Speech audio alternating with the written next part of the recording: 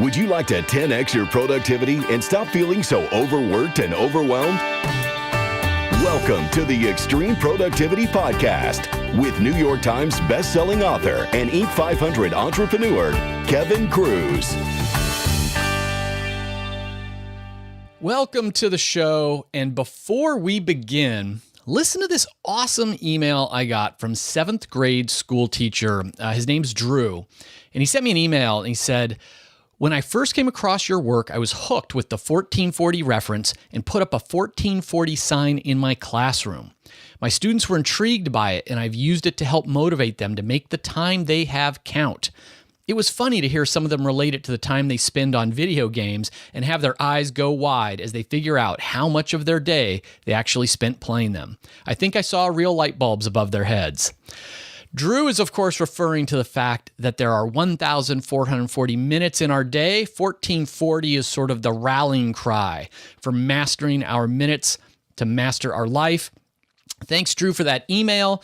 I just sent Drew 30 1440 stickers and t-shirts and a bunch of books for his students. And for all of the teachers out there, thank you sincerely for what you do. I mean, you are really unsung heroes. I mean, I have 3 kids still in school now, and the great teachers are definitely shaping our collective futures. So thanks for that.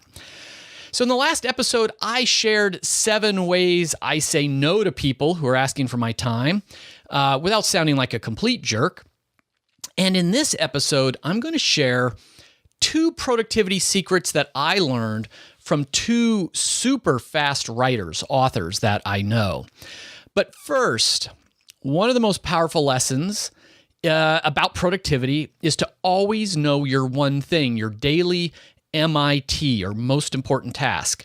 It's the thing you should really be working on first thing each day with total focus.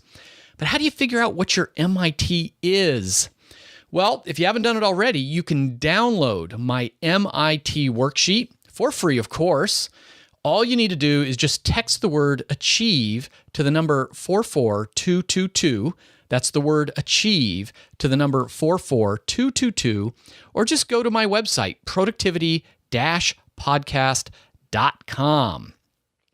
So now on to today's show. I do a lot of things, but I sort of identify myself, among other things, as a writer. Now, I write slowly, and this is a problem because I am a writer. Writers should not write slowly. About a year ago, I tracked my productivity, and I learned that on average, I write about 500 words per hour. Now, most of the professional writers I know are at least twice that level, about 1,000 words per hour. So, in order to make better progress on my books and articles and things, I first tried to do the typical time management stuff for my writing. I would make a list of the things I was going to write for the day. I was going to prioritize them, make sure I was spending time on my next book each day. I minimized distractions. I said no to things and, tried to just get more hours and minutes out of my days and weeks so that I could get to the deadline of the book faster. Now, all of that helped to a degree. But then I did notice that writing came more easily to me around 8 in the morning. My 3 kids were off to school. I'm fairly refreshed. A cup of coffee has kicked in. And at that time, I was actually writing about 750 to 1,000 words per hour. It was in the afternoon when I tracked my productivity. I'm a little tired. I'm already thinking about all the other things I've got to do at night and the kids coming back. And at that time, I tracked and my word count was about 250 words per hour. So overall, I was 500, but in the same 60-minute chunk of time, my actual results were very different based on how I felt in that hour of time.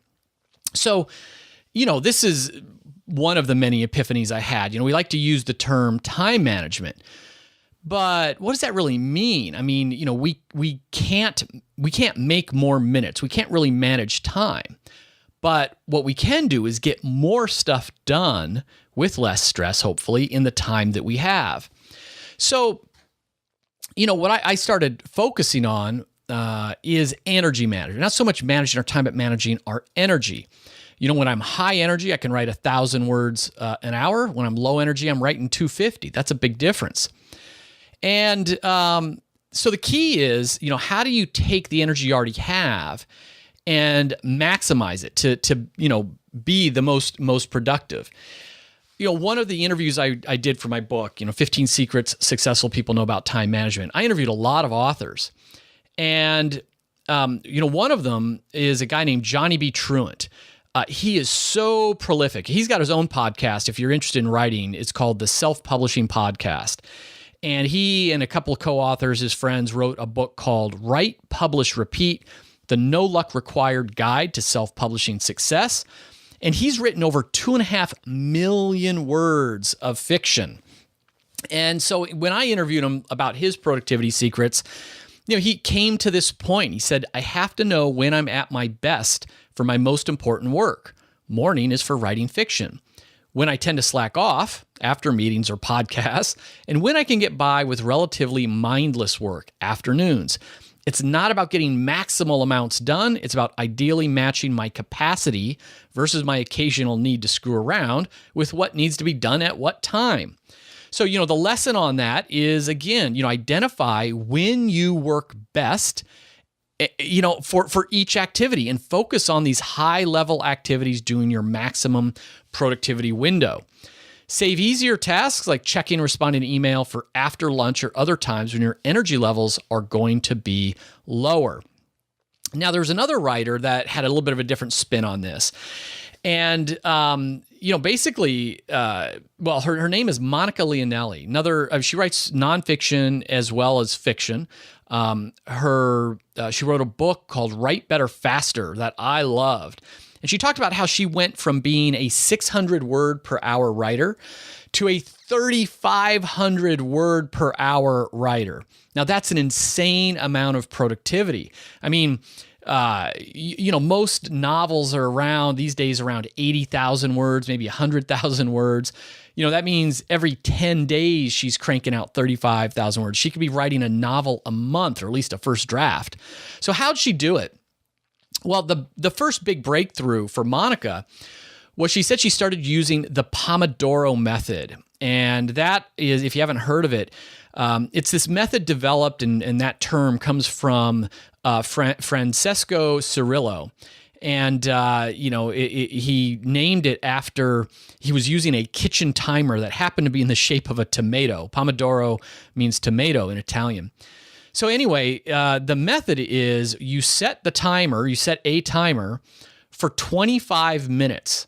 And so Monica, she would set her timer for 25 minutes, and she would write like a demon, full out, totally focused, as fast as she could, no stopping for those 25 minutes. But then, even if she was in the groove, even if she wanted to write longer, she would force herself to get up and take a 5-minute break, stretch her legs, drink some water, walk around.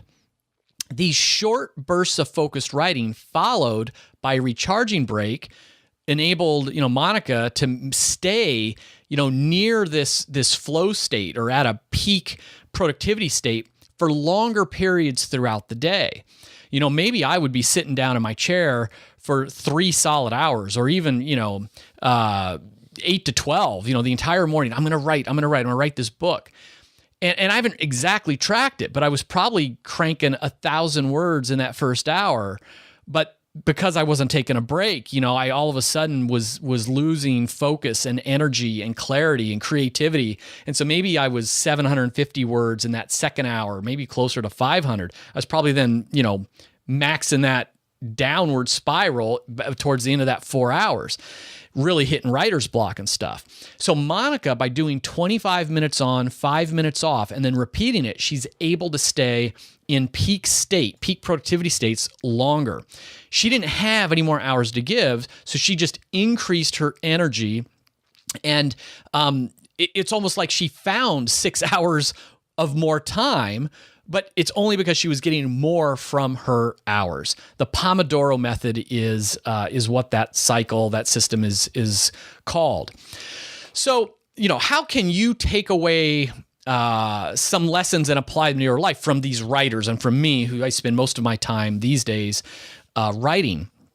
Well, the bottom line is just instead of just gunning right through your day, no time for breakfast and pushing back-to-back meetings, even overlapping meetings all through lunch, and you're busy, so you're just going to, wolf down half a sandwich at your desk, and then you're back into meetings, and, there's just no breaks at all.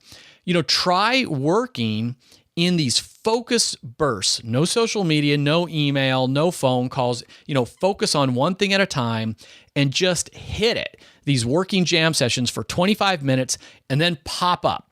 Get something to drink, some deep breaths, oxygenate your blood and your mind. And then, you can experiment with what your optimal work sprints are going to be and your breaks. But the idea is to do these cycles, of focused work and then pause, focused work and then pause. For myself, the Pomodoro system, 25 minutes, is a little short. I find that I'm feeling pretty good and getting right into that flow state right about 20-minute mark for me. So for myself, I actually like to work in like 50-minute sprints with a 10-minute break and just experiment and see what works for you. But take these tips from writers who have, forget about 500 words per minute. They're killing it, thousands of words, millions of words over a few years. They're doing it by understanding when are they at their best, put their high, most important tasks really in that time slot, and then use these work sprints, cycling on and off. So, on that note, before you go out and seize the day, and I know you are going to seize today, if you like this episode, would you just become a subscriber if you haven't already? And unlike PBS, being a subscriber, hey, it doesn't cost you anything. Just go to iTunes or go to Stitcher if you've got an Android device and subscribe. Maybe you can leave me an honest review while you're there. Only takes 30 seconds to write a sentence or two, click some stars. And then next week, you'll be guaranteed to get the next episode as I give a productivity tip that I learned from the Dalai Lama. Who knew Mr. Lama was into time management? No disrespect by that. I love the Dalai Lama. See you next week. Until then, remember, master your minutes to master your life.